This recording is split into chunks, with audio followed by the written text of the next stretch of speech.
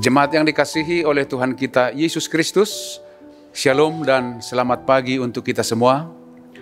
Sebelum kita melakukan aktivitas kita hari ini, marilah kita terlebih dahulu mendengarkan firman kehidupan di pagi hari, Senin 11 April 2022. Yaitu yang tertulis dalam kitab Ayub 19 ayat 25. Demikian firman Tuhan.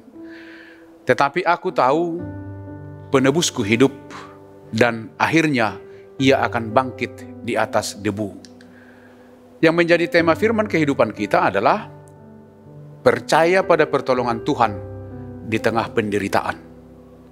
Saudara-saudara yang dikasihi oleh Tuhan, saya percaya bahwa semua orang Kristen pasti sudah tahu tentang kisah hidup Ayub. Kisah perjalanan hidup Ayub sangat sering dijadikan orang Kristen untuk menguatkan orang yang sedang berduka, yang sedang menghadapi pergumulan hidup, agar kiranya mereka kuat dan tabah menghadapi kedukaan dan pergumulan hidupnya. Kisah perjalanan hidup Ayub menjadi sebuah kisah yang menarik, walaupun penuh dengan masalah dan penderitaan. Di tengah deraan masalah hidup yang bertubi-tubi, sangat wajar bila muncul pertanyaan, di mana Tuhan? Dalam deraan masalah hidup Ayub, apakah Tuhan masih peduli kepadanya? Jawaban atas pertanyaan-pertanyaan itulah yang menarik dalam kisah perjalanan hidup Ayub. Ayub selalu yakin bahwa Allah akan memihak kepadanya. Walau jalan hidupnya tak seindah yang dia inginkan, bahkan banyak orang yang memandang bahwa penderitaannya pantas dia terima atas dosa-dosanya. Tetapi Ayub tetap memilih percaya kepada Tuhan. Inilah yang menjadi pedoman kehidupan kita. Walau banyak penderitaan, namun tetap meyakini bahwa Tuhan akan memihak dan peduli kepada kita.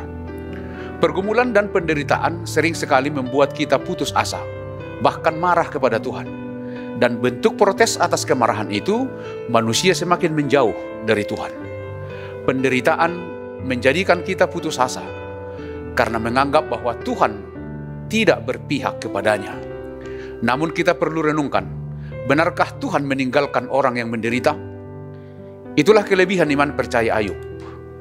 Dia yang mengalami penderitaan yang bertubi-tubi, namun melewati pergumulan itu dan berkata, tetapi aku tahu penebusku hidup, dan akhirnya ia akan bangkit di atas debu. Juga sesudah kulit tubuhku sangat rusak, tanpa dagingku pun aku akan melihat Allah, yang aku sendiri akan memihak kepadaku. Mataku sendiri menyaksikannya dan bukan orang lain.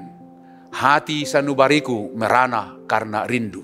Itu bisa kita baca di Ayub 19 ayat 25 hingga ayat 27. Ayub tahu dan yakin bahwa Tuhan Allah tetap ada dalam hidupnya.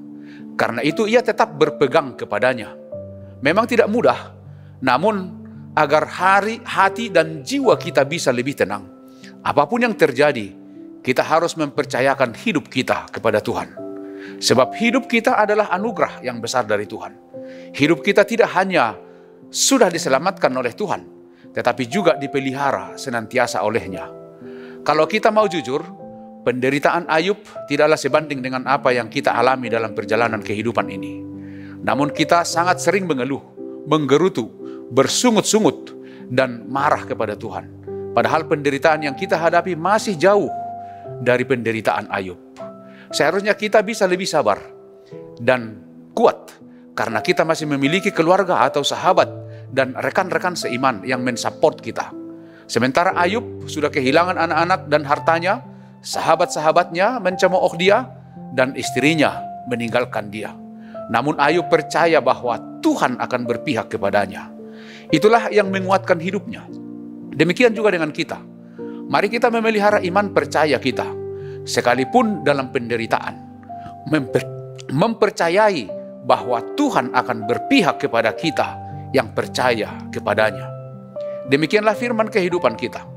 Selamat beraktivitas, tetaplah semangat, dan janganlah lupa mematuhi protokol kesehatan. Tuhan Yesus memberkati kita semua. Amin. Mari kita berdoa. Terima kasih Tuhan, kami bersyukur atas penyertaan-Mu bimbinganmu, dan tuntunanmu. Sehingga di pagi hari yang indah ini kami percaya bahwa Tuhan akan memampukan kami untuk menjalani kehidupan kami masing-masing. Berkati kami, jauhkan dari segala mara bahaya. Terima kasih Tuhan, dalam Yesus Kristus kami berdoa dan mengucap syukur. Anugerah dari Tuhan kita Yesus Kristus, kasih setia dari Allah Bapa, dan persekutuan dengan Roh Kudus, itu kiranya yang menyertai kamu. Amin.